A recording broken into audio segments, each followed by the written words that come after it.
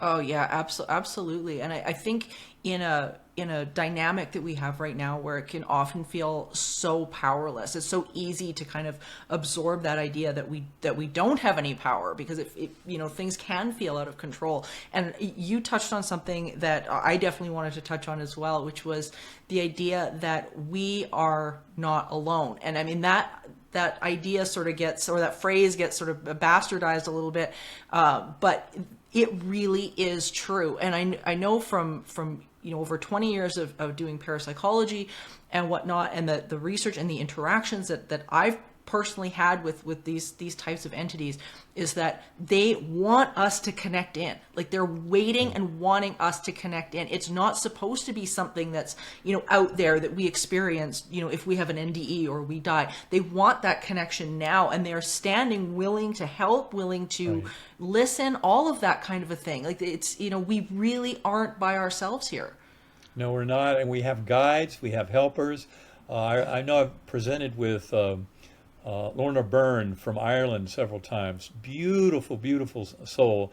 And she's convinced we all have guardian angels with us all the time. And I believe that. I've come to recognize that in my own life in certain ways. And I think the more each and every one of us would take some time to get to know them by those quiet moments in meditation or centering prayer, and developing those relationships. That's basically what I've been doing with my meditative time for the last decade plus, is developing a much richer relationship with the various entities and guides.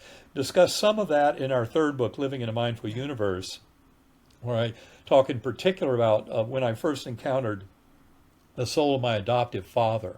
He had passed over 4 years before my coma. If I had scripted everything in my coma, he would have been there front and center as my spiritual guide.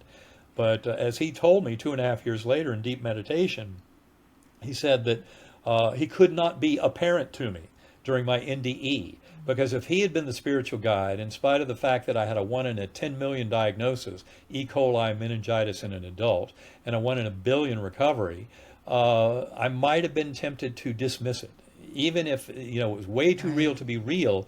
But if he had been there, and that's why it had to be someone removed from my knowledge of my life, and it was that beautiful guardian angel. And of course, at the end of the book, Proof of Heaven, I disclose how 4 months post coma, I discovered who she was, and that moment still, when I remember it, it brings me just shivers up and down my spine, tears to my eyes, of that beautiful recognition of my guardian angel and who she was and how she was so important to me in my life.